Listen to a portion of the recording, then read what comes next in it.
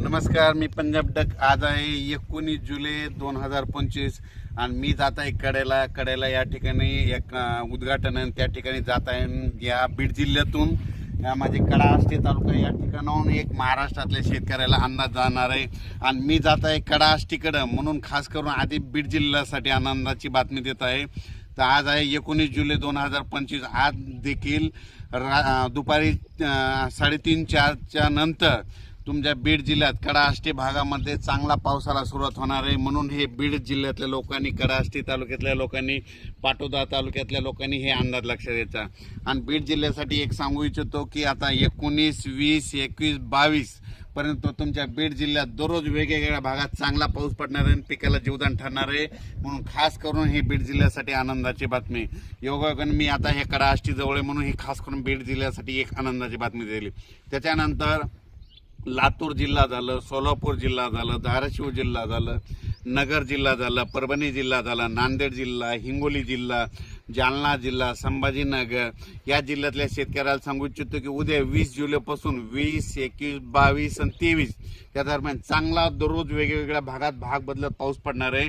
म्हणून हा अंदाज लक्षात घ्यायचा. त्याच्यानंतर आपण परत विदर्भाकडे वळू. आज आहे 19 जुलै 2025. तर विदर्भ, पूर्व विदर्भ आणि पश्चिम विदर्भ 6 आणि 5 11 जिल्ह्यामध्ये म्हणजे 19, 20, 21, 22, 23 पर्यंत तुमच्या पूर्व विदर्भ आणि पश्चिम विदर्भ 11 जिल्ह्यामध्ये दररोज वेगवेगळ्या भागात पाऊस पडणार आहे आणि पिकाला जीवदान ठरणार आहे. म्हणून हे अंदाज लक्षात घ्यायचा. त्याच्यानंतर आपण आपण काय करू, लगेच पश्चिम महाराष्ट्राकडे वळू. त्याच्यानंतर सांगायचं झालं तर कोकणात देखील चांगला पाऊस पडणार आहे. म्हणजे 19 जुलैपासून तर 23 जुलैपर्यंत चांगला पाऊस राहणार आहे. म्हणून हा अंदाज लक्षात घ्यायचा. त्याच्यानंतर उत्तर महाराष्ट्राकडे देखील सरी येत राहणार. म्हणून हा अंदाज लक्षात. पण राज्यात सांगायचं झालं तर नगर जिल्हा झालं, जळगाव जिल्हा झालं, नाशिक जिल्हा झालं, त्याच्यानंतर बुलढाणा जिल्हा झालं. बुलढाणा ह्या भागामध्ये म्हणजे 22, 23, 24च्या दरम्यान तिकडल्या भागामध्ये चांगला पाऊस येणार आहे. म्हणून हे अंदाज लक्षात घ्यायचा. त्याच्यानंतर राज्यातल्या सर्व शेतकऱ्याला सांगू इच्छितो की खास करून पूर्व विदर्भ आणि पश्चिम विदर्भ की 25च्या नंतर 25 जुलै, 26, 27च्या नंतर विदर्भ, पूर्व विदर्भ, पश्चिम विदर्भामध्ये पुन्हा एकदा मोठा पाऊस येणार आहे. त्याच्यानंतर हे अंदाज त्याचा नंतर दिलेच आहे.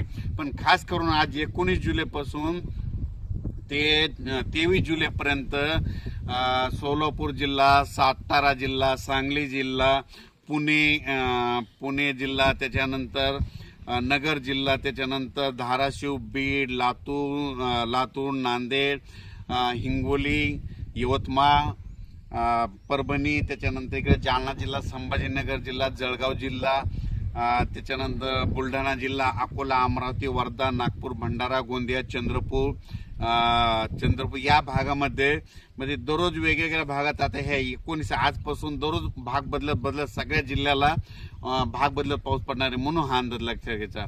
अचानक वातावरणात बदल झाला तर लगेच एक मेसेज दिला जाईल. पण राज्यात मात्र 20 जुलैपासून आणखीन बराच पाऊस वाढत जाणार आहे. म्हणून हा अंदाज लक्षात घ्यायचा. पाऊस कसा पडणार आहे ते एक सांगतो. असा रिमझिम नाही पडणार, अर्धा तास पडणार आहे, 1 तास पडणार आहे, पण शेतातून पाणी बाहेर पडणार आहे. म्हणून हा अंदाज लक्षात घ्यायचा. हे ज्या भागात पाऊस पडलेला नाही त्यांनी शेतीचे कामं आज आणि उद्या करून घ्या. कारण की तुमच्यामध्ये काही भागामध्ये 21 तारखेला जाईल, कुठं 22ला जाईल, पण सगळीकडे मात्र ह्या 23 तारखेपर्यंत जिथं भाग सुटलेला आहे त्या भागामध्ये पाऊस पडून जाणार आहे. म्हणून सगळ्यासाठी ही आनंदाची बातमी.